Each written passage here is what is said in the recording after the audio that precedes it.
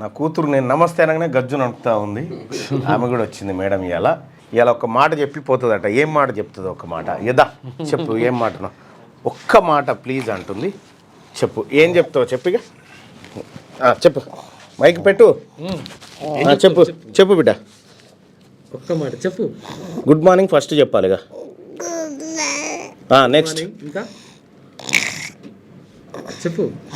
మేము పట్టుకుంటాం కానీ చెప్పు చెప్పు చెప్పు చిటి. జై బీసీ తెలంగాణ. మంచిగా చెప్పు మరి.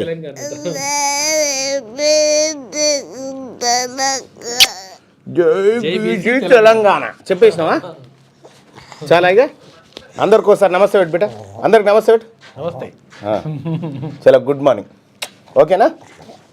ఓకే చిటి. చలో రైట్. ఇక మార్నింగ్ న్యూస్లోకి వెళ్ళే కంటే ముందు ఇవాళ కొన్ని ఏది టీచర్ ఎమ్మెల్సీకి సంబంధించినటువంటి వ్యవహారంలో జరిగిన కొన్ని విషయాలను అంతర్గత వ్యవహారాలను ఇవాళ క్యూ న్యూస్ వేదికగా బయటికి తీసుకురావాలనుకుంటున్నాం. ప్రధానంగా ప్రోగ్రెసివ్ రెడ్డి టీచర్స్ యూనియన్ ఏదైతే ఉందో ఆ టీచర్స్ యూనియన్ని అడ్డం పెట్టుకొని శ్రీపాల్ చేసినటువంటి అరాచకాలు ఒకటి సోషల్ మీడియాలో వైరల్ అవుతూ ఉంది.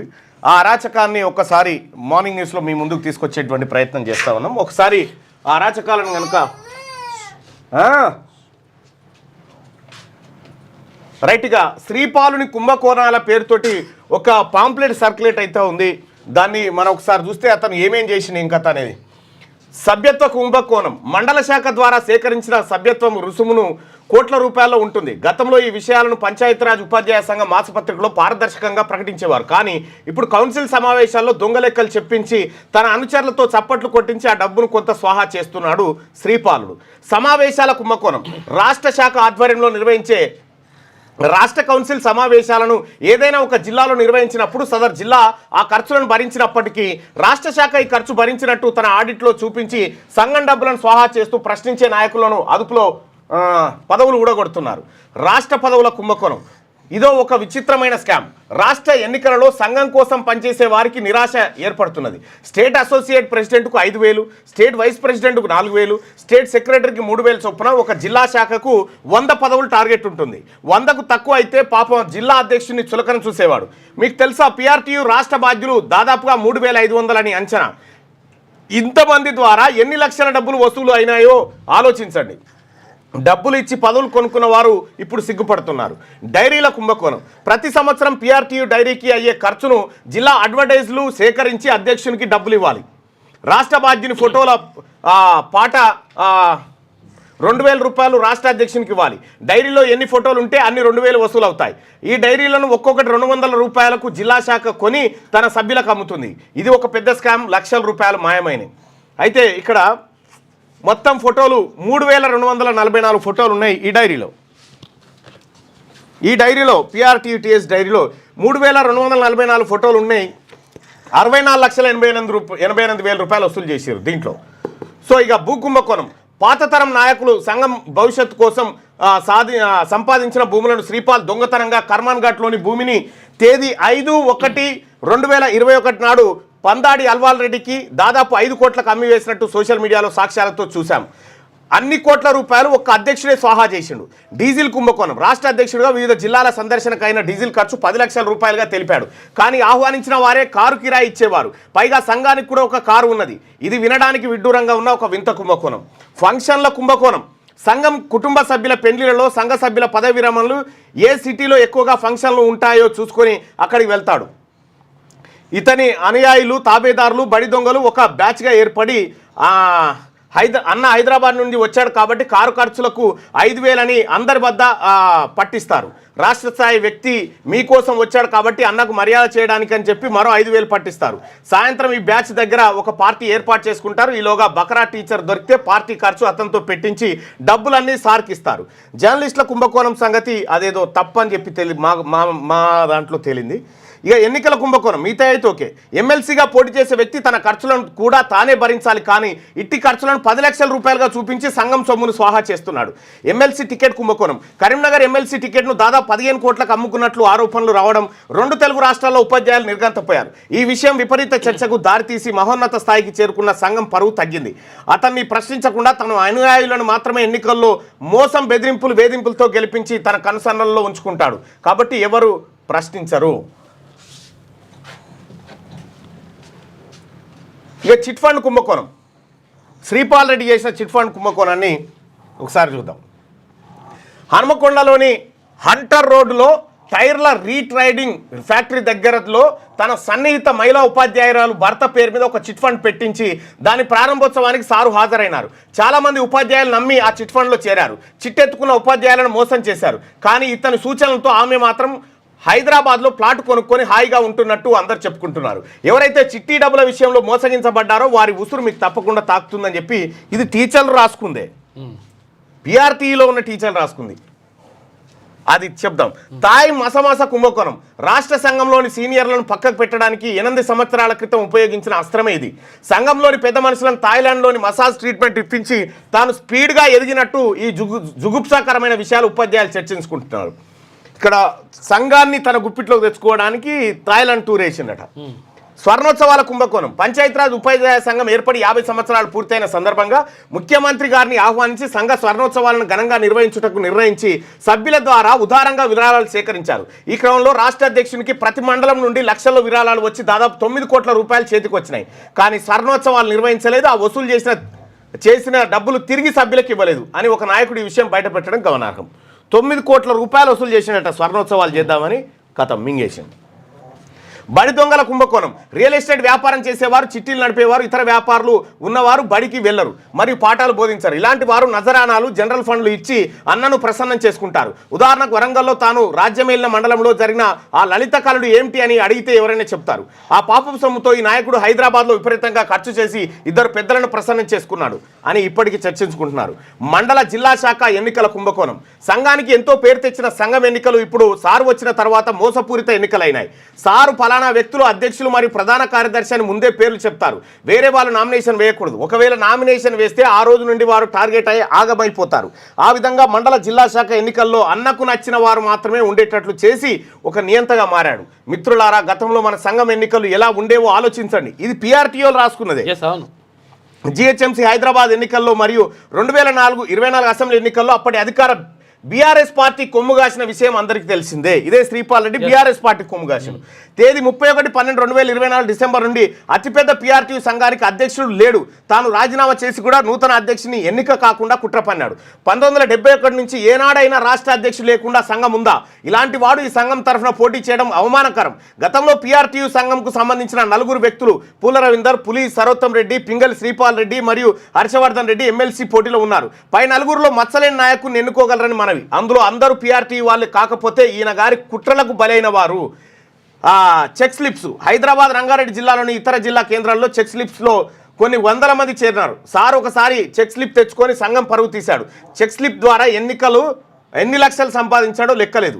సంఘం స్థాపించినప్పుడు నుండి ఏ కుల ప్రస్తావన లేదు. అందరిది పీఆర్టీ కుటుంబం అనుకునేవారు. సార్ రాష్ట్ర సంఘం అధ్యక్షులైనాక ఉమ్మడి ఖమ్మం, వరంగల్, నల్గొండ జిల్లా అధ్యక్ష పదవులు కేవలం ఓసీలకే కట్టబెట్టినాడు.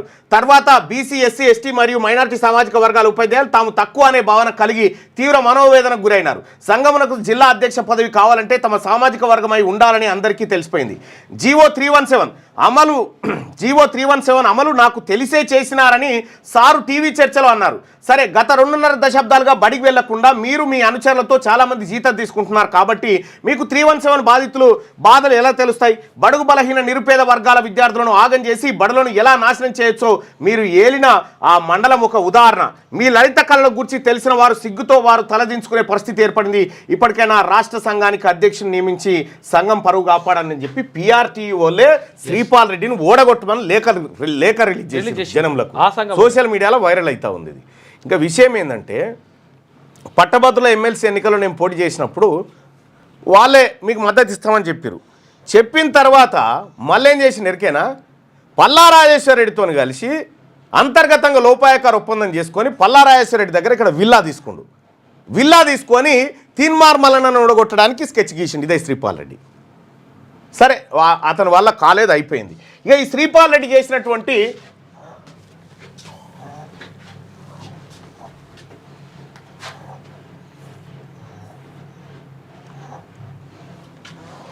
మైక్ చూస్తున్నావా చిట్టి?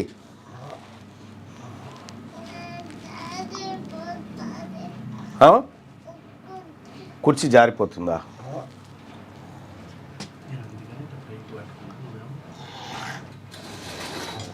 నా తోటి పిఆర్టీ కుటుంబ సభ్యులకు నమస్కారం. మన సంఘ ప్రెసిడెంట్ అయిన శ్రీపాల్ రెడ్డి మనకు మన సంఘానికి చేసిన అవినీతి భాగవతాలలో ఒకటి మీ అందరికీ తెలియజేస్తున్నా. నేను ప్రస్తుతం పంచాయతీరాజ్ టీచర్స్ కాలనీలో ఉన్నాను. ఈ వీడియో తీయడానికి ప్రధాన ఉద్దేశం ఏంటంటే పిఆర్టీ సంఘం ప్లాట్ శ్రీపాల్ రెడ్డి అమ్ముకోవడం జరిగింది. సో అదే భాగంగా ఇక్కడ మనం వెంచర్కి రావడం జరిగింది. ఇప్పుడు ప్రస్తుతం మనం శ్రీపాల్ రెడ్డి అమ్ముకున్న ప్లాట్ నెంబర్ 49 దగ్గర ఉన్నాము. Survey number 33, Meerpet, Hyderabad.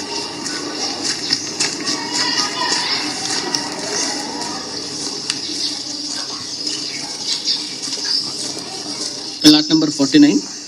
ఈ ప్లాట్ నెంబర్ 49 మొత్తం కూడా విస్తరణ 300 గజాలు. సో దీనికి సంబంధించిన డాక్యుమెంట్ ఇది. సో దీంట్లో విట్నెస్కి మన జనార్దన్ రెడ్డి గారు కూడా ఉన్నారు. ఈ 300 గజాల ప్లాట్ 2021లో రిజిస్ట్రేషన్ చేయడం జరిగింది. ఈ ఎవరికి చేశాడు ఈ ప్లాట్ నెంబర్ 49 అంటే మన శ్రీపాల్ రెడ్డి అల్వాల్ రెడ్డికి రిజిస్ట్రేషన్ చేశాడు. ఈ అల్వాల్ రెడ్డి ఎవరు తెలుసుకున్నట్లయితే గతంలో మన రాష్ట్ర పిఆర్టీయు భవన్ ఏదైతే ఉందో దాని పునరుద్ధీకరణ కోసం సివిల్ కాంట్రాక్టర్గా పనిచేసే అతను. సో అతనే ప్లాట్ నెంబర్ 49 300 గజాలు కొనుక్కోవడం జరిగింది. అదేవిధంగా ఆ ప్లాట్ నెంబర్ 49 సౌత్ పార్ట్ 134 గజాలు శ్రీపాల్ రెడ్డి గుండాల ధనలక్ష్మికి అమ్మడం జరిగింది. దానికి సంబంధించిన సేల్ డాక్యుమెంట్ ఇది. గుండాల ధనలక్ష్మికి అమ్మింది. చూసుకున్నట్లయితే అన్ని కూడాను కొత్త కన్స్ట్రక్షన్స్, అన్ని కూడాను మంచి కన్స్ట్రక్షన్స్ వచ్చాయి ఇక్కడ. ఇప్పుడు ఇక్కడ ఒక గజానికి 90,000 నుంచి ₹1,00,000 వరకు మార్కెట్ వాల్యూ ఉంది. అంటే సుమారుగా 4.5 కోట్లు శ్రీపాల్ రెడ్డి జేబులో వేసుకొని మన యూనియన్ సొమ్ముతో సార్ ఒక విలాసవంతమైన విల్లా కొనుక్కున్నాడంట. ఇప్పుడు శ్రీపాల్ రెడ్డి చేసిన అక్రమాలు బయటికి వచ్చేసరికి ఇప్పుడు పిఆర్టీ సభ్యులకు కొత్త అబద్ధం నమ్మపలుకుతున్నాడు. ఏమంటే ఈ 2 ప్లాట్లు కూడా తిరిగి పిఆర్టీ సంఘానికి చేరినాయి అని చెప్పేసి నమ్మబలుకుతున్నాడు. ఇవన్నీ పరిగణంలోకి తీసుకొని చూసినట్లయితే చెట్టు పేరు చెప్పుకొని కాయలు అమ్ముకున్నట్లు శ్రీపాల్ రెడ్డి యూనియన్ ప్లాట్లు అమ్ముకొని మరీ సీట్లు అమ్ముకొని డబ్బులు సంపాదిస్తున్నాడు. మనం ఈ 2 ప్లాట్లు ఒక ఈసీ తెప్పించుకొని చూసినట్లయితే ఎక్కడ కూడాను క్యాన్సిలేషన్ కాలేదు. ఇంకా ఈ 2 ప్లాట్లు అల్వాల్ రెడ్డి దగ్గర మరి ధనలక్ష్మి దగ్గరనే ఉన్నాయి. ఇలాంటి ఒక అభ్యర్థిని మనం రేపు గెలిపించుకొని చట్టసభలకు పంపితే మన హక్కులు కాపాడతాడా లేకపోతే తాకట్టు పెడతాడా? తస్మాత్ జాగ్రత్త. ఇది మీరే ఆలోచించుకోండి.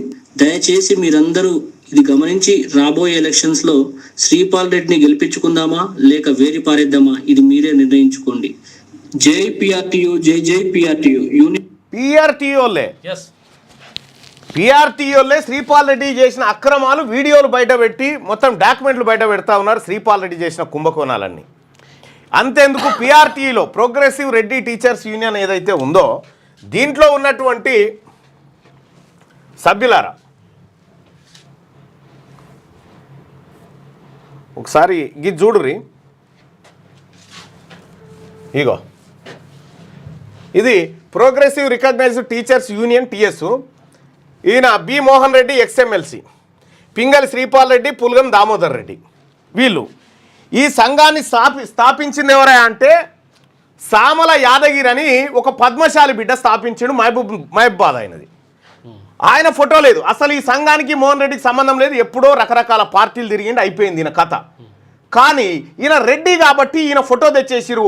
మరి ఈ సంఘాన్ని స్థాపించి నిర్మించినటువంటి సామల యాదగిరి ఎటుపోయిండు? ఆయన ఫోటో ఎందుకు లేదు ఈ డైరీలో, క్యాలెండర్లో?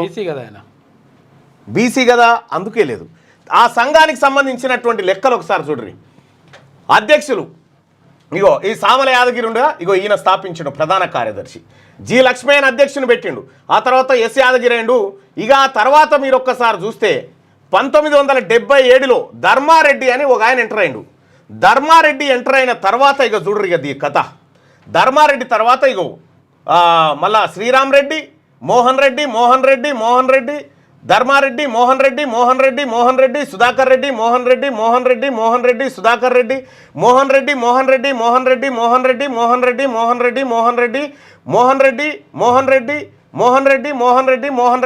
రెడ్డి, వెంకటరెడ్డి, సరోత్తం రెడ్డి, శ్రీపాల్ రెడ్డి బీసీల దగ్గర గుంజుకొని కబ్జా పెట్టుకున్నారు వీళ్ళు. ఈ పిఆర్టీయు సంఘాన్ని బీసీల దగ్గర గుంజుకొని కబ్జా పెట్టుకున్నారు వీళ్ళంతా. ఈడ బీసీ నాయకుడు బీసీ టీచర్ల కోసం పంచాయతీరాజ్ టీచర్స్ యూనియన్ ఏదైతే పెట్టిండో సామల యాదగిరి దగ్గర నుంచి 1970లనే గుంజుకున్నారు వీళ్ళు. 70లనే ఈ సంఘాన్ని గుంజుకొని ఇది రెడ్ల సంఘంగా మార్చేసిరుగా చూడండి. రెడ్ల సంఘంగా మార్చేసి కనీసం ఎవడన్నా వ్యవస్థాపకుని ఫోటో ఉండదా? ఈ మోహన్ రెడ్డికి ఏం సంబంధం? మోహన్ రెడ్డి బీజేపీ, కాంగ్రెస్, టీఆర్ఎస్ అన్నీ అయిపోయినాయి. ఇక్కడ ఈ డైరీలోనేమో ముఖ్యమంత్రి రేవంత్ రెడ్డి గారి ఫోటో వేసిండా? ఈ డైరీలో ముఖ్యమంత్రి రేవంత్ రెడ్డి గారు ఫోటో వేసిండు. ఇప్పటి వరకు రేవంత్ రెడ్డి గారు వీళ్ళని కలవడు. ఎందుకు కలవడు అంటే వీళ్ళు చీటర్స్ అని తెలుసు. రేవంత్ రెడ్డి గారు వీళ్ళని కలవలే. విషయం ఏంటంటే డైరీలో ఫోటో వేసి ఈ డైరీలో ఎక్కడ కూడా సామల యాదగిరి గారి ఫోటో కానీ ఆయన పేరు కానీ ఊసు కానీ లేకుండా చాలా జాగ్రత్తగా దాన్ని తప్పించారు. అయితే రెండు విషయం ఏంటంటే ఇక్కడ ముఖ్యమంత్రి గారు ఫోటో వేసి పల్లా రాజేశ్వర రెడ్డిని పట్టుకొని పోయి కేసీఆర్ను కలిసిండు నిన్న మొన్న.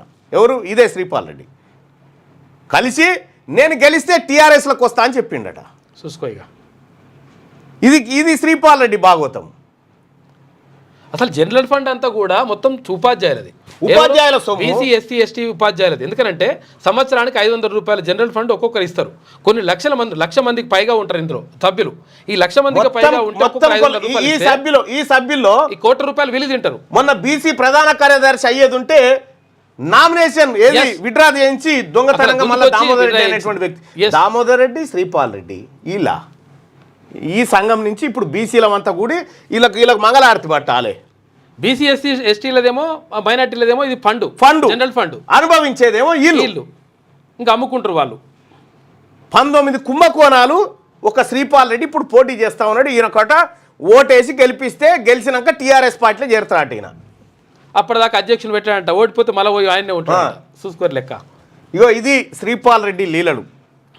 రేపు మరికొన్ని లీలలతోటి ఒకసారి చూద్దాం. అయితే బీసీ టీచర్లారా, మన నాయకుడు సామల యాదగిరి బొమ్మనే పెట్టడానికి ఇష్టం లేనటువంటి వాళ్ళు వీళ్ళు. ఈ సంఘాన్ని స్థాపించిన యాదగిరి బొమ్మ ఎటుపోయింది? ఓ పద్మశాలి బిడ్డ, బీసీ బిడ్డ బొమ్మ ఎందుకు పెట్టలే? మొత్తం అప్పర్ క్యాస్ట్ల బొమ్మలు ఎందుకు పెట్టుకురు? యాదగిరి ఫోటో అక్కడ లేదు. తర్వాత ఇక్కడ ప్రధాన కార్యదర్శి కావాల్సి ఉంటే ఆయన గుంజుకొచ్చి ఆగం చేసి ఆయన కాకుండా నువ్వు అంతేందుకు ఈయన ఉన్నాడు కమలాకర్, ఈయనతో చెప్పి నువ్వు మంచోని అని ఒకసారి చూద్దాం. నీ కమలాకర్తో అని చెప్పి చూద్దాం. కమలాకర్ ముప్పు తిప్పలు పెట్టలే నువ్వు? 7 చీరల నీళ్ళు దాపిస్తేవి. ఇందులో ఉన్నటువంటి వీళ్ళకి ఇవ్వకుండా పోనీ వీళ్ళకన్నా ఏమనికి ఇచ్చిందంటే కాదు, ఓ కాంట్రాక్టర్ని తీసుకొచ్చి 15 కోట్లకు టికెట్ అమ్ముకున్నాడు అక్కడ వైపు. అక్కడ ఆయన కథం, ఇక్కడ ఈయన కథం, నో డౌట్. కానీ చేసిన కథలు ఏందో జనానికి తెలవాలి. ఇది పిఆర్టీయు తెలంగాణ ఈడనేమో ప్రోగ్రెసివ్ రికగ్నైజ్డ్ టీచర్స్ యూనియన్ ఉంది. అయితే ఇక్కడ వాస్తవానికి చెప్పాలంటే ఇది బీసీలు స్థాపించిన దాన్ని కబ్జా పెట్టిరు వీళ్ళంతా. కబ్జా పెట్టి యూనియన్ గుప్పిట్లో పెట్టుకొని ఆడిందే ఆట, పాడిందే పాట, థాయ్ మసాజులట. థాయ్ మసాజుల కానించి సార్ కథ కార్ఖానా. రైట్గా వెలుగు దినపత్రికలో ఉన్నటువంటి వార్తలను ఒకసారి చూద్దాం. సెక్రటేరియట్ ఐటీ పరికరాల కొనుగోలులో 325 కోట్ల గోల్మాల్, శాంక్షన్ లేకుండా ఖర్చు, విజిలెన్స్ ఎంక్వైరీలో వెల్లడి. 6 నెలల్లో అంచనాలు రెండింతలు, విచారణ లేకుండానే అంగీకరించిన గత ప్రభుత్వం. టెండర్లు పిలవకుండా నామినేషన్పై అప్పగింత, ప్రభుత్వానికి అందిన విజిలెన్స్ రిపోర్ట్. సెక్రటేరియట్లో ఐటీ పరికరాల కోసం 325 కోట్లు గోల్మాల్ చేసినట్టు. కేసీఆర్ గారి హయాంలో గోల్మాల్ అంటే చాలా చిన్న విషయం. అది డాడీ నాకు కొన్ని పైసలు ఎన్నిరా బిడ్డ అంటే 15 సరిపోతాయిరా, 30 తీసుకోపో, 30 కోట్లు ఇచ్చేయరా భయ్య, అంత ఈజీగా ఎత్తుకపోయారు. కంప్యూటర్లు ఉంటారు కదా, వాళ్ళ కథం చేసినట్టు పైసలు. మీకు ఇంకోటి ఏంటంటే 317 జీవో తీసుకొచ్చింది శ్రీపాల్ రెడ్డి సారథ్యంలోనే. రెండో విషయం ఏంటంటే అప్పుడు ఎప్పుడొస్తాయో జీతాలు తెలియకపోతే కూడా ఈయన సపోర్ట్ చేయలే.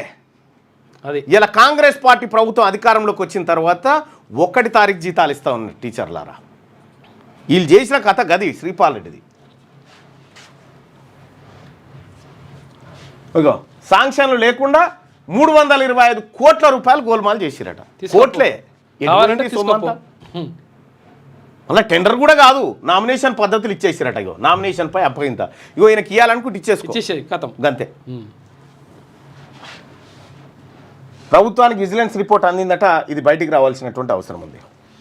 కులాల జాబితా సవరణ పార్లమెంటు పని. కులాల జాబితాను సవరించడం, కొత్త చట్టాలను రూపొందించడం పార్లమెంటు పని అని సుప్రీంకోర్టు పేర్కొంది. ఈ వ్యవహారంలో కనీసం కామాను కూడా మార్చలేమని స్పష్టం చేసింది. ఆర్యకటికలు తమను ఎస్సీలో చేర్చాలంటూ వేసిన పిటిషన్పై ఈ కామెంట్స్ చేసిందట. రైట్. సుప్రీంకోర్టు ఓసారి చాలా నిజాయితీగా మాట్లాడుతుంటుంది. కామా పులి స్టాపులు కూడా మార్చలేమని. ఇదే భారత పార్లమెంటు చేసిన చట్టాన్ని బీసీ రిజర్వేషన్ 2 ఏళ్ళు ఆపింది. అది అప్పుడు ఉండదు కామాల పులి స్టాప్. అప్పుడు కామాల పులి స్టాప్ ఉండదు, మాకు ఫ్రీడమ్ ఉంటుంది. ఏ నివేదిక లేకుండా డైరెక్ట్ బీసీ టాపిక్ వస్తే కోర్టులకు సిసి అనుకుంటాయి కోర్టులు. బీసీ టాపిక్ వస్తేనే నీళ్లు సీమకు నిధులు కేసీఆర్కు 10 ఏళ్ల బీఆర్ఎస్ పాలనలో జరిగింది ఇదే. సీఎం రేవంత్ రెడ్డి పాలమూరు ప్రాజెక్టులను కేసీఆర్ పూర్తి చేస్తుంటే ఇప్పుడు చంద్రబాబుతో నీళ్ల పంచాయతీ ఉండేది కాదు. ఆనాడు వైఎస్ఆర్కు ఊడియగం చేసి రాయలసీమ కృష్ణా జలాల తరలింపులకు సహకరించిండు. ఏపీ పోతిరెడ్డిపాడుకు పొక్కబెట్టి 40,000 క్యూసెక్కులు తరలించకపోయేలా చేసిండు. ప్రగతి భవన్లో జగన్కు పంచభాక్ష పరమాన్నాలు పెట్టి రాయలసీమ లిఫ్ట్కు పథకం పన్నిండు. కాంట్రాక్టర్ల కమిషన్ల కోసం కక్కుర్తిపడి మన ప్రాజెక్టులను పట్టించుకోలేదని ఫైర్. మోదీ కేసీఆర్ తన పాలనపై చర్చకు సిద్ధమని సవాల్. నారాయణపేట జిల్లా అప్పక్పల్లిలో ఇందిరమ్మ ఇండ్లకు సీఎం శంకుస్థాపన చేసినటువంటి ఫోటోను మనం ఇక్కడ చూడొచ్చు. హామీల అమలుపై చర్చకు సిద్ధమా? 12 ఏళ్ల ప్రధాని మోడీ పాలనపై, 10 ఏళ్ల కేసీఆర్ పాలనపై, 12 నెలల మా పాలనపై చర్చకు సిద్ధం. ఒకవేళ చర్చలో మేము ఓడిపోతే ముక్కు నేలకు రాస్తా. ఢిల్లీలో మోడీ ఉన్నాడు, ఆయన మనుషులు బండి సంజయ్, కిషన్ రెడ్డి ఇక్కడ ఉన్నారు. వాళ్ళిద్దరికి నేను సవాల్ చేస్తున్నా. 2014, 19, 24లో మోడీ ఇచ్చిన హామీలు, 2023లో మేమిచ్చిన హామీల మీద చర్చకు సిద్ధంగా ఉన్నాం. కాంగ్రెస్ నుంచి నేను దామోదర్ వస్తాం. బీజేపీ నుంచి కిషన్ రెడ్డి, బండి సంజయ్ రావాలి. బీఆర్ఎస్ నుంచి తండ్రి కొడుకులు వస్తారా, మామ అల్లుడు వస్తారా, బావ బొమ్మడిది వస్తారా, ఎవరైనా రండి, ఎక్కడైనా ఎప్పుడైనా చర్చ పెడదామని చెప్తా ఉన్నారు. వీళ్ళకు ఇంతమంది అక్కర్లేదు. వాస్తవానికి కూడా వీళ్ళకి ఇంతమంది అక్కర్లేదు. విధ్వంసం కదా కేసీఆర్ పరిపాలన అంతా. ఇగో గిడ పైన లేదు, పావుల పనికి రూపాయి ఖర్చు పెట్టిండు. విధ్వంసం కదా. కాంగ్రెస్ పార్టీ విధ్వంసం చేయలే, మీలాగా విధ్వంసం చేయలే. బీఆర్ఎస్ పార్టీ హయాంలో జరిగిన విధ్వంసం. ఇలా ఎవరిని నేను అడుగుతా ఉన్నా, కిషన్ రెడ్డి గారిని, అనిల్ అంబానీ తీసుకున్నటువంటి అప్పు 46,000 కోట్ల రూపాయలు భారత ప్రభుత్వం మాఫీ చేస్తుంది. ఇదే నరేంద్ర మోడీ గారు బీసీ ప్రధానమంత్రి అని చెప్పుకునే నరేంద్ర మోడీ గారు మొత్తం దేశవ్యాప్తంగా 10 ఏళ్లలో ఓబీసీ విద్యార్థులకు స్కాలర్షిప్లు 9,000 కోట్ల. ఎక్కడ చర్చ కూర్చుందామో చెప్పురిగా. ఇదే కేసీఆర్ గారు, మీరు మీ కొడుకు ఆర్థిక విధ్వంసం పక్కకు పెట్టు, సామాజిక విధ్వంసం ఎట్లా చేసిరో దాని మీద చర్చకు సిద్ధమా? 33% ఉన్నటువంటి బీసీల రిజర్వేషన్ను 18-19% తీసుకొచ్చింది మీరు కాదా? అసలు ఈడబ్ల్యూఎస్ కోటాను తెలంగాణ రాష్ట్రంలో ఇంప్లిమెంట్ చేసిన ద్రోహి కేసీఆర్ కాదా? ఏది లేకుండా డైరెక్ట్ తీసుకొచ్చి మీ 2 పార్టీలు, Bharatiya Janata party, BRS party, మీరు చేసిన విధ్వంసం ఇది కోలుకోలేని విధ్వంసం తెలంగాణ రాష్ట్రానికి.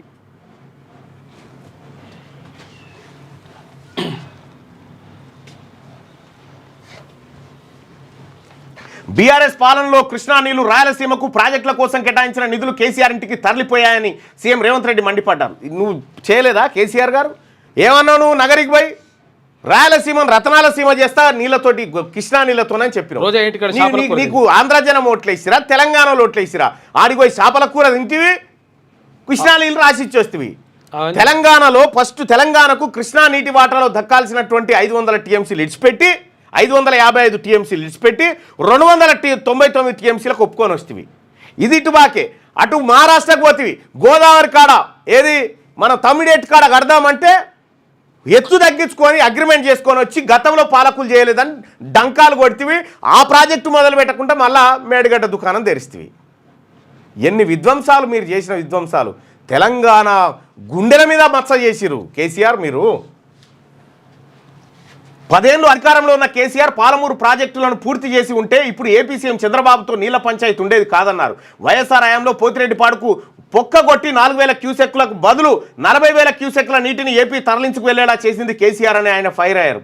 మళ్ళీ వైఎస్ జగన్ సీఎం అయ్యాక ప్రగతి భవన్లో పంచభాక్ష పరమాన్నాలు పెట్టి రాయలసీమ లిఫ్ట్కు పథకం పన్నారని దుయ్యబట్టారు. శుక్రవారం నారాయణపేట జిల్లాలో సీఎం రేవంత్ రెడ్డి పర్యటించారు. మధ్యాహ్నం హెలికాప్టర్లో నారాయణపేటకు చేరుకున్న ఆయన మహిళా సంఘాల ఆధ్వర్యంలో ఏర్పాటు చేసిన పెట్రోల్ బంకును ప్రారంభించారు. అక్కడి నుంచి అప్పక్పల్లికి వెళ్లి ఇంద్రమ్మ ఇండ్లకు శంకుస్థాపన చేశారు. ఆ తర్వాత Narayanpet government medical college, nursing కాలేజీతో పాటు 966 కోట్లతో చేపట్టిన అభివృద్ధి పనులకు శంకుస్థాపనలు, ప్రారంభోత్సవాలు చేశారు. అనంతరం జిల్లా కేంద్రంలో ఏర్పాటు చేసిన ప్రజాపాలన ప్రగతి బాట బహిరంగ సభలో మాట్లాడారు. కేసీఆర్ వల్లే పాలమూరు ఎడారి మారిందని సీఎం రేవంత్ రెడ్డి అన్నారు. 10 ఏళ్ళు అధికారంలో ఉన్న కేసీఆర్ పాలమూరు ప్రాజెక్టులను పూర్తి చేయలేదని ఫైర్ అయ్యారు. ఇగో ఇది కేసీఆర్ చేసిన విధ్వంసం గురించి ముఖ్యమంత్రి గారు మనం కూడా ఆ దుర్మార్గపు పరిపాలన గురించి ప్రజలకు పదే గుర్తు చేయడం వల్ల లాభం లేదు. ఆ భయకంపితులైనటువంటి పరిస్థితుల నుంచి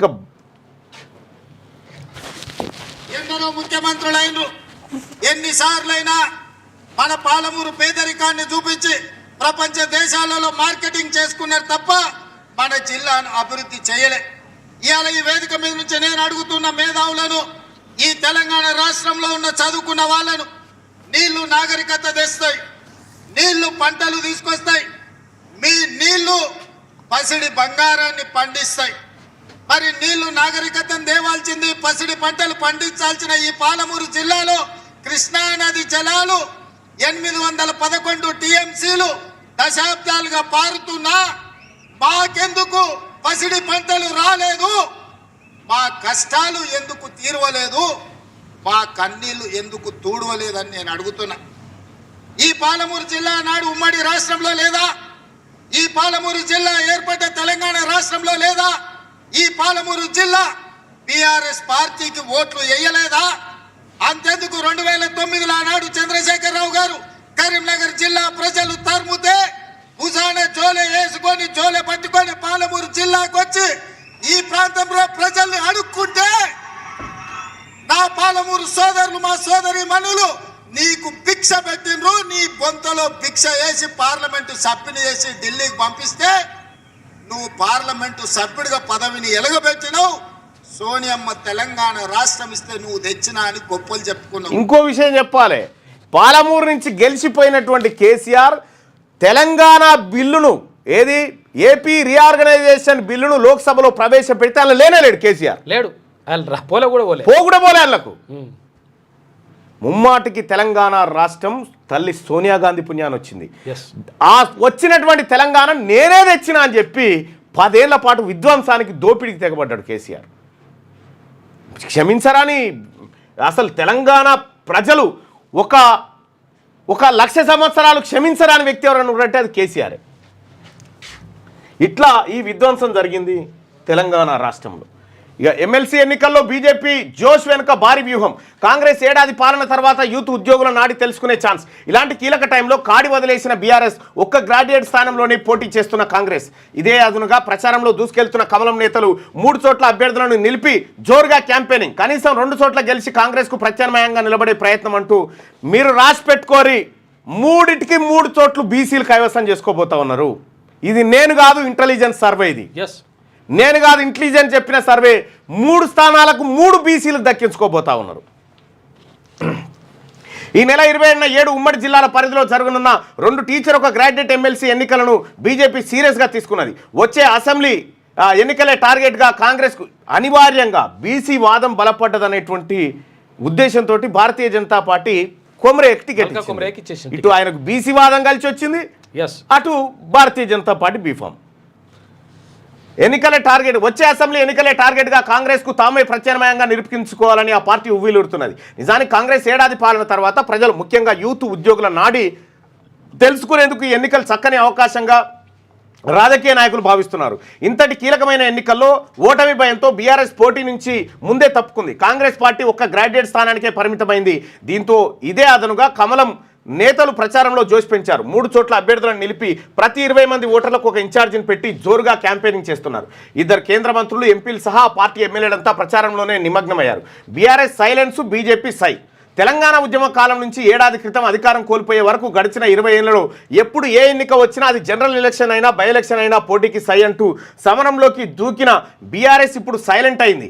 అసెంబ్లీ ఎన్నికల్లో ఓటమి పాలై ఆ తర్వాత పార్లమెంట్ ఎన్నికల్లో సున్నాకు పరిమితమైన బీఆర్ఎస్ ఎన్నికలంటేనే వణుకుతున్నది. ఎమ్మెల్సీ ఎన్నికల్లోనూ ఓటమి పాలైతే ఆ ఎఫెక్ట్ లోకల్ బాడీ ఎన్నికలపై ఎక్కడ పడుతుందో అనే భయంతో పోటీ నుంచి తప్పుకుంది. ఇది ఒక రకంగా భారతీయ జనతా పార్టీ ఏది కాంగ్రెస్ పార్టీ ప్రభుత్వం పైన ఏమైనా వ్యతిరేకత ఉందా అని చెప్పి చెక్ చేసుకుంటా ఉంది. అయితే భారతీయ జనతా పార్టీ ఆశలు పెద్దగా నెరవేరకపోవచ్చు. రెండోది, ముఖ్యమంత్రి రేవంత్ రెడ్డి గారు డైరెక్ట్గా ఎన్నికల ప్రచారంలోకి అంటే ఈ గ్రాడ్యుయేట్ ఎమ్మెల్సీ ఎన్నికల ప్రచారంలోకి దిగాలని చూస్తున్నట్టుగా తెలుస్తూ ఉంది. నేను ముఖ్యమంత్రి గారికి యాజ్ ఏ సోదరుడిగా చెప్తా ఉన్నా, మీరు అక్కడికి పోకపోవడమే మంచిది. ఎందుకంటే రిజల్ట్ విషయంలో కొంత మీకు ఆల్రెడీ తెలిసే ఉంటుంది. కాబట్టి మీరు అక్కడికి పోతే పదే మిమ్మల్ని వేలుపెట్టి చూపించే ప్రయత్నం జరుగుతుంది ఈ విపక్షాలు. కాబట్టి మీరు అక్కడికి పోకపోవడమే ఉత్తమమని నా అభిప్రాయం. సో దాని ఇంపాక్ట్ వేరే ఎన్నికల మీద పడకుండా ఉండాలంటే మీరు ఏదో మానిటర్ చేస్తూ ఉన్నారు, అంతవరకు చేస్తే బెటరు. సో కాకపోతే ఏంటంటే మనకి నేను గతంలోనే ఒక 4-5 నెలల కింద చెప్పిన ఎవరికి వేం నరేందర్ రెడ్డి గారికి, దీపాదాస్ మున్షి గారికి కూడా చెప్పిన, ఈ ఎన్నికలు వస్తూ ఉన్నాయి ఏం చేయాలనేటువంటి విషయం చెప్తే మీరు దాన్ని ఎవరు పట్టించుకోలేదు. పైపెచ్చి ఏం జరిగిందంటే మళ్ళీ రెడ్డి క్యాండిడేట్ని తీసుకొచ్చి పెట్టడంతో ఇప్పుడు బీసీ వాదం డెవలప్ అయ్యి అది మొత్తం యాంటీ ఇన్కంబెన్స్గా మారినటువంటి పరిస్థితి. సో ఆల్ఫోర్స్ నరేందర్ రెడ్డి పరిస్థితి, సో ఆయన ప్లేస్లో ఇంకెవరైనా బీసీ అభ్యర్థి ఉంటే ఫలితం వేరేగా ఉండేదని చాలామంది అధికారులు చెప్తున్నటువంటి మాట. సరే, ఏదేమైనప్పటికీ కూడా గెలిపించాల్సినటువంటి బాధ్యత కాంగ్రెస్ పార్టీ ముఖ్యమంత్రిగా మీ పైన, కాంగ్రెస్ పార్టీ అధ్యక్షుడు రాష్ట్ర అధ్యక్షుడు మహేష్ కుమార్ గౌడ్ పైన ఉన్నప్పటికీ కూడా సో ఆ ఎన్నికల ఫలితం భవిష్యత్తులో పడకుండా చాలా జాగ్రత్తగా ఉండమని సూచనగా. హత్రాస్ తొక్కిసలాట ఘటనలో బోలేబాబాకు క్లీన్ చిట్ ఇచ్చిరట. నిరుడు దేశాన్నే కుదిపేసిన హత్రాస్ తొక్కిసలాట ఘటనలో జ్యుడిషియల్ కమిషన్ బోలేబాబాకు క్లీన్ చిట్ ఇచ్చింది. పోలీసుల నిర్లక్ష్యమే కారణమని తేల్చిందట. ఈ ఘటనలో 121 మంది చనిపోయారు. హత్రాస్ తొక్కిసలాటలో అంజనీ తర్వాత బిస్త్ మహంతి ఏపీకి వెళ్లాల్సిందే. DG Anjani Kumar, TG police academy director Abhilasha Bisht, తర్వాత కరీంనగర్ సిపి అభిషేక్ మహంతి 24 గంటల్లో ఏపీలో రిపోర్టు చేయాలని కేంద్ర హోంశాఖ ఉత్తర్వులు జారీ చేసింది. వెంటనే వారిని రిలీవ్ చేయాలని రాష్ట్ర ప్రభుత్వాన్ని ఆదేశించింది. జీహెచ్ఎంసీ స్టాండింగ్ కమిటీ నుంచి బీఆర్ఎస్ అవుట్. 9 ఏళ్ల తర్వాత సున్నాకు పడిపోయిన పార్టీ ప్రాతినిధ్యం, సంఖ్యాబలం లేకపోవడంతో వేసిన 2 నామినేషన్లు విడ్రా. ఎంఐఎం నుంచి 8 మంది, కాంగ్రెస్ నుంచి 7 ఏకగ్రీవం. బల్దియా నిర్ణయాల్లో స్టాండింగ్ కమిటీలదే కీలక పాత్ర. బీఆర్ఎస్ పార్టీగా ఇప్పటిదాకా చెప్పుకుంటూ వచ్చింది బీఆర్ఎస్ పార్టీ. అర్బన్ ఏరియాలో మేమే గెలిచినాం, జీహెచ్ఎంసీలో కంప్లీట్గా క్లీన్ స్వీప్, ఇవన్నీ కథలు చెప్పింది. తీరా ఏడాది గడవగానే బీఆర్ఎస్ పార్టీ నుంచి కార్పొరేటర్ కూడా ఎవరు కూడా నామినేషన్ వేసే పరిస్థితి లేదు. ఖతమైపోయింది ఇక్కడ కార్పొరేషన్లో కూడా. రాజలింగమూర్తి పిటిషన్కు విచారణ అర్హత లేదు. ఫిర్యాదుదారు చనిపోతే మేము ఎవరిని విచారించాలి? హైకోర్టు గడువిస్తే వాదనలు వినిపిస్తామని పీపీ. తదుపరి విచారణ ఈ నెల 24వ తేదీకి వాయిదా. మేడిగడ్డ విషయంలో కేసీఆర్పై గతంలో రాజలింగమూర్తి పిటిషన్ వేసింది కదా, దీంట్లో కేసీఆర్కు హరీష్ రావుకు ఏదో ఊరట లభించినట్టుగా. డేంజర్ మరి అసలు యాక్చువల్గా అది పిటిషనర్ చచ్చిపోతే మరి విచారించమంటే ఎట్లా? పిటిషనర్ ఎందుకు చచ్చిపోయింది అని అడగాలి. అదే అంటారు నేను. యాక్చువల్ పిటిషనర్ ఇప్పుడు సహజ మరణం అయితే వేరు, కానీ మర్డర్ చేసి పిటిషనర్ ప్లేస్ లో ఎవరిపైన అయితే ఆరోపణ చేసిండో ఆయన చచ్చిపోయింది అనుకో, అప్పుడు ఏమంటుండే కోర్టు ఉంటుండే? అది మర్డర్ చేసి సహజ మరణం కాదు. కోర్టు కూడా వర్ణాల మీద నడుస్తూ ఉంది, వర్ణ వివక్షలకు గురైతా ఉంది కోర్టులో న్యాయం కూడా అని అనేక ఆరోపణలు వస్తూ ఉన్నాయి. నా దెబ్బకు బ్రిక్స్ ఆగం, 150% టారిఫ్ విధిస్తానని చెప్పగానే ఆ దేశాలు భయపడ్డాయి. ట్రంప్ డాలర్ను దెబ్బతీయాలనుకుంటున్నాయి, కొత్త కరెన్సీని తెచ్చేందుకు ప్లాన్ చేసినాయి. ఇప్పుడు ఆ దేశాల మాటే వినిపించడం లేదని సెటైర్. బైడెన్ ఉంటే 3వ ప్రపంచ యుద్ధం వచ్చేదని కామెంట్. కానీ తన నాయకత్వం దాన్ని అడ్డుకుంటుందని వెల్లడంటూ ట్రంప్ వచ్చి బెదిరించి 150% టారిఫ్ వేస్తానగానే బ్రిక్స్ దేశాలు భయపడ్డాయట. డాలర్ ప్లేస్లో ప్రత్యేక కరెన్సీని తీసుకురావాలని బ్రిక్స్ దేశాలు భావించినట. ఈ అమెరికా నిధుల వ్యవహారం, బీజేపీ కాంగ్రెస్ మాటల యుద్ధం. విదేశీ శక్తులతో కాంగ్రెస్ చేతులు కలిపిందని బీజేపీ ఫైర్. విచారణ చేపట్టి నిజాలు తేల్చారు. బట్టగాల్చి పట్టుకున్న మీ దేశంలో భారతీయ జనతా పార్టీని మించిన వాళ్ళు లేడుగా. 116 టీఎంసీలు కావాలి. జూన్ వరకు పంటలకు నీళ్లు ఇవ్వాలి. కృష్ణా బోర్డుకు తెలంగాణ విజ్ఞప్తి. ప్రస్తుతం అందుబాటులో ఉన్న 72 టీఎంసీలు వెంటనే విడుదల చేయాలి. ఏపీ వాటా 66% అయినా 75% తోడేసింది. ఇకపై శ్రీశైలం, సాగర్ జలాలను వాడకుండా ఏపీని కట్టడి చేయాలని డిమాండ్. కేఆర్ఎంపీ మీటింగ్కు ఏపీ అధికారులు డుమ్మా కొట్టినరు. 24కు వాయిదా పడ్డారు. ఏపీ అధికారులు ఎందుకు డుమ్మా కొడుతున్నారు? వాళ్ళకి మంచి జరుగుతుంది కాబట్టి. జీబీ లింక్తో ఏపీ మరో జలదోపిడీ. కృష్ణా నీళ్లతో పాటు గోదావరి జలాలు తోడేస్తున్నది. కృష్ణా ట్రిబ్యునల్లో తెలంగాణ వాదనలు. సాగర్ కుడికాల్వ ద్వారా బనకచర్లకు 200 టీఎంసీల ఎత్తిపోత. కృష్ణాలో 360, పెన్నాలో 228 టీఎంసీల స్టోరేజ్ సృష్టించుకున్నదని వెల్లడి. చూసిరా వాళ్ళ దుకాణం. దీనికి బాటలు వేసినోడు కేసీఆర్ అప్పుడే కూకున్నాడు. అప్పుడే ఇక ఆ నీళ్ళ విషయం చూస్తే నాడు కృష్ణా నీళ్లు తీసుకపోమని తమ్ముడు జగన్కు మేమే చెప్పినామని చెప్పాము, ఆయన చెప్పారు. ఇప్పుడేమంటాడు, అన్యాయం నీళ్లు దోసుకపోతుంటే ప్రభుత్వం మొద్దు నిద్రపోతుందని మళ్ళీ ఇప్పుడు చూసుకో. బీఆర్ఎస్ కథ ఎట్లుంటుంది. బీఆర్ఎస్ కథ. ఆరోగ్యశ్రీ ఉన్నా పైసలు కట్టాల్సిందే. రోగులను దోచుకుంటున్న ప్రైవేట్ కార్పొరేట్ హాస్పిటల్స్. ఆరోగ్యశ్రీ రేట్లు పెంచినా ఆగని దోపిడీ. స్కీమ్లో వచ్చే రాడ్స్ స్టంట్ సెకండ్ క్వాలిటీ అని బుకాయింపు. హై క్వాలిటీ వాడాలంటూ కౌన్సిలింగ్. 50,000 దాకా వసూలు. డాక్టర్ ఛార్జీలు, ఇతర సర్వీసుల పేరుతో 20,000 వరకు ఛార్జ్. చిన్న పెద్ద తేడా లేకుండా అన్ని ఆసుపత్రులది అదే తీరు. ఫిర్యాదు చేద్దామంటే కనిపించని కంప్లైంట్ బాక్సులు అంటూ ఆరోగ్యశ్రీ పేరుకే ఉన్నది. వాస్తవానికి అక్కడ దోపిడీ మాత్రం ఆగుతలేదట కార్పొరేట్ ఆసుపత్రిలో. ఏం చేస్తున్నట్టు రాడ్ వేయాలంటే, ఇప్పుడు రాడ్ వేయాలంటే ఆరోగ్యశ్రీ వచ్చే రాడ్ ఉంటుంది కదా, ఆ రాడ్ వేసి అంత మంచిది కాదు, మంచిది వేయాలి. మంచిది వేయాలంటే పైసలు కావాలని చెప్పేసి పైసలు గుంతుతురట. యాదాద్రి భువనగిరి జిల్లాకు చెందిన డి శ్రవణ్ కుమార్ రోడ్డు యాక్సిడెంట్లో తుంటి ఎముక విరిగింది. బోడుప్పల్ దగ్గరలో ఉన్న ఒక ప్రైవేట్ హాస్పిటల్లో చేరాడు. సర్జరీ చేసి రాడ్ వేయాల్సి ఉంటుందని డాక్టర్లు తెలిపారు. శ్రవణ్కు ఆరోగ్యశ్రీ కార్డు ఉంది. దీంతో అందులోనే ట్రీట్మెంట్ చేయాలని కోరాడు. ఆరోగ్యశ్రీ కింద అడ్మిట్ చేసుకుని సర్జరీకి అప్రూవల్ తీసుకున్న ప్రైవేట్ హాస్పిటల్ యాజమాన్యం ప్రభుత్వం నుంచి వచ్చే రాడ్ సెకండ్ క్వాలిటీ ఉంటుందని చెప్పారు. తాము క్వాలిటీ రాడ్ వేస్తామని, ఇందుకు అన్ని కలిపి అదనంగా 40,000 ఖర్చు అవుతుందని క్యాష్ అడిగారు. చేసేదేమి లేక మధ్యలో వెళ్ళలేక శ్రవణ్ ఆ కుటుంబ సభ్యులు అడిగినంత ఇచ్చుకున్నారు. ఆరోగ్యశ్రీ పథకం కింద చికిత్స చేస్తున్న పేద రోగుల నుంచి ప్రైవేట్ హాస్పిటల్స్ పైసలు వసూలు చేస్తున్నాయి. ఆరోగ్యశ్రీ వర్తిస్తుందని చెబుతూనే ఆ పైన డబ్బులు గుంజుతున్నాయి. కొన్నిసార్లు చేసే ట్రీట్మెంట్లో తేడా ఉంటుందని, మరికొన్నిసార్లు హార్ట్ సర్జరీలు అయితే వేసే రాడు స్టంట్ క్వాలిటీవి వేస్తామని రోగుల నుంచి పైసలు దండుకుంటున్నారట. దందా, ఇదో పెద్ద దందా. అసలు ఆరోగ్యశ్రీ విషయంలో అన్ని హాస్పిటల్ వేస్తున్నాయి. ఇక పాల్కన్ కేసులో ఈడీ ఎంట్రీ. 6,979 కోట్ల నుంచి 79 నుంచి 1,700 కోట్ల వసూలు చేసిన సంస్థ.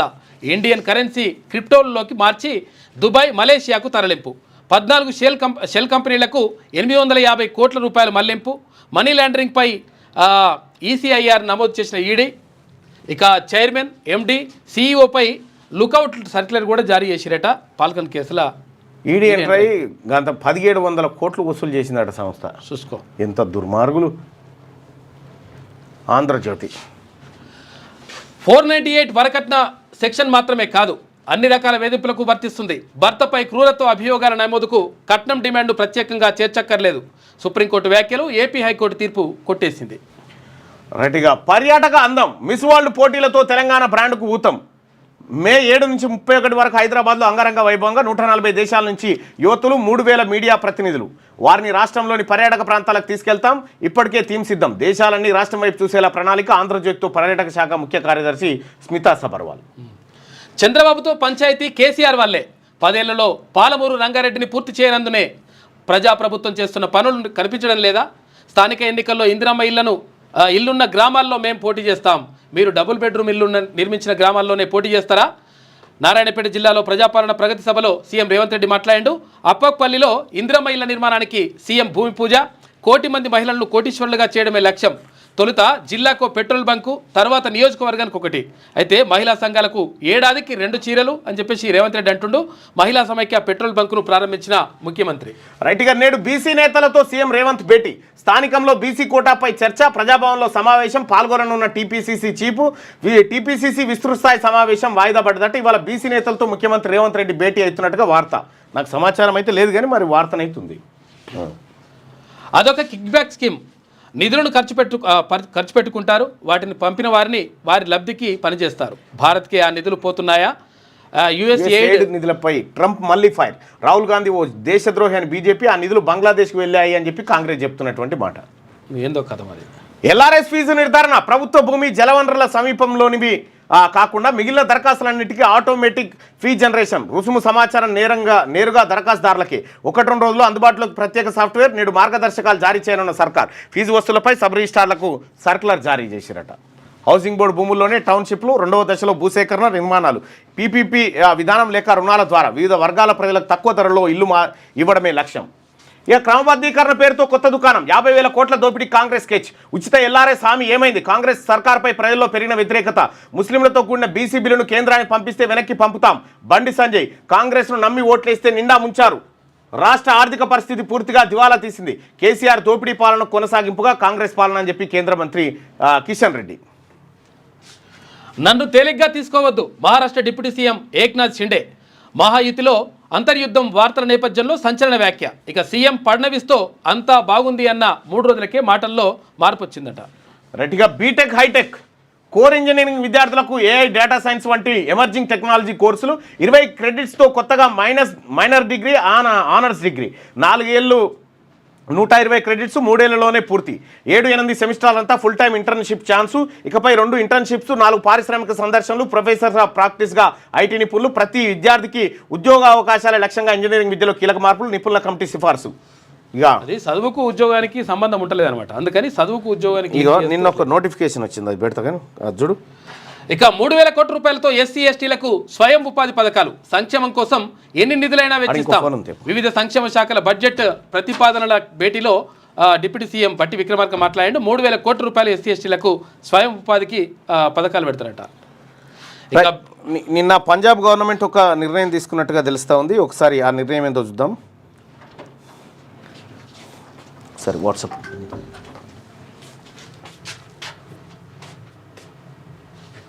రైట్. పంజాబ్ గవర్నమెంట్ నిన్న ఒక నిర్ణయం తీసుకుంది, కీలకమైనటువంటి నిర్ణయం.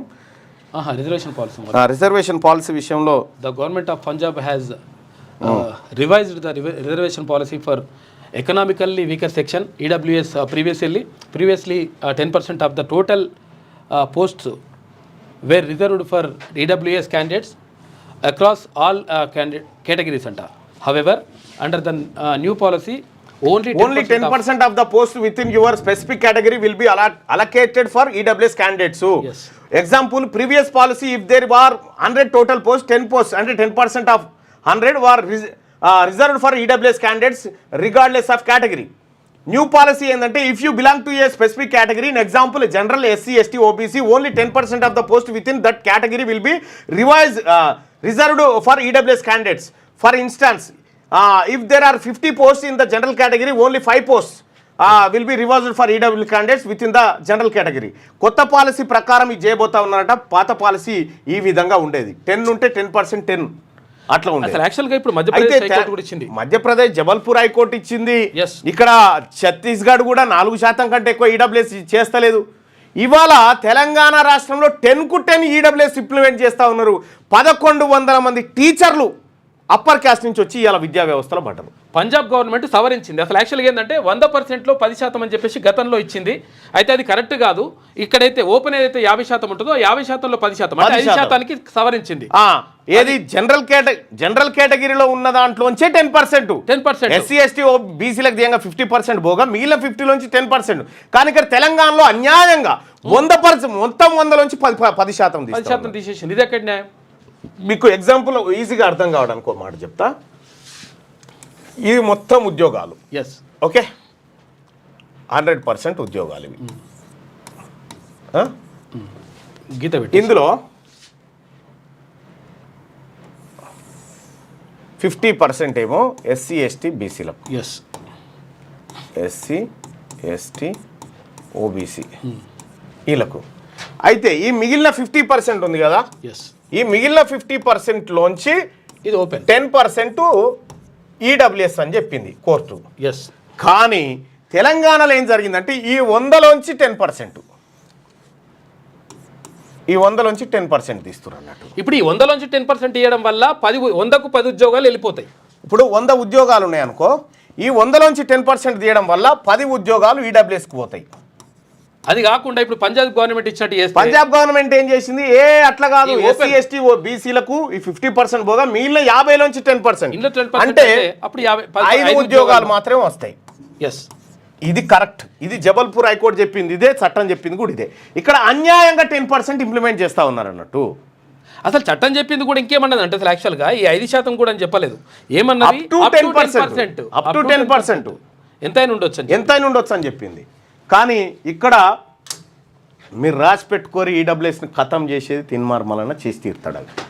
ఎన్ని రోజులు దాచిపెట్టినా దాన్ని. బీటెక్ హైటెక్ కోర్ ఇంజన్ ఇది అయిపోయింది కదా, ఇక రూపాయలు 3,000 కోట్లతో ఎస్సీ ఎస్టీలకు అయిపోయింది. బ్లడ్ బ్యాంకుల్లో దొంగలు, నీలోఫర్లో రక్తం బ్యాగుల చోరీ, సిబ్బందే సూత్రధారులు, సీసీ కెమెరాల్లో రికార్డు, వెనకేసుకొస్తున్న ఉన్నతాధికారులు, రాష్ట్రంలో ప్రభుత్వ బ్లడ్ బ్యాంకులపై పర్యవేక్షణ. రక్తం తాగుతున్నారు అన్నట్టు. ఎంత దారుణం రా నాయన. బ్లడ్ బ్యాంకులో దొంగలు పడరా నీలోఫర్ ఆసుపత్రిలో. హాస్పిటల్లో కోవిడ్ తరహాలో కొత్త వైరస్ గుర్తించిన చైనా శాస్త్రవేత్తలు HKU5CoV2గా నామకరణం చేసిరట. గబ్బిలాల ద్వారా వ్యాప్తి, మనుషులకు ప్రమాదం తక్కువేనట. ఎక్కడెక్కడి వైరస్లు పుడతా ఉంటాయి. కొత్త చైనోడు చైనా అంటాడు వాడు. కొత్త నేను చేయనా చేస్తా అని చెప్పి అందుకని చైనా అంటే చైనోడు అయ్యాడు. ఏదైనా చైనా అంటాడట. రాష్ట్రంలోని ముఖ్య ఆలయాలకు ప్రత్యేక పాలక మండలి, చట్ట సవరణ న్యాయశాఖ ఆమోదం, 100 కోట్లకు పైగా వార్షిక ఆదాయం ఉన్న ఆలయాలకు బోర్డులు ఏర్పాటు చేయబోతా ఉందట తెలంగాణ రాష్ట్ర ప్రభుత్వం. ఇది ఆంధ్రజ్యోతి దినపత్రికలో ఉన్నటువంటి వార్తలు. ఇక ఒకసారి శనార్థి తెలంగాణ దినపత్రిక వార్తలను చూద్దాం. గోవిందా బీసీ రిజర్వేషన్ల పెంపు అసాధ్యం. బీజేపీ కాంగ్రెస్ల మధ్య పోరులో బీసీలే బలిపశువులు. బీసీ రిజర్వేషన్లపై తీర్మానం చేయాలని చూస్తున్న కాంగ్రెస్, ముస్లింలను బీసీల జాబితా నుంచి తొలగించాలని బీజేపీ పట్టు. అప్పుడే సహకరిస్తామని స్పష్టత.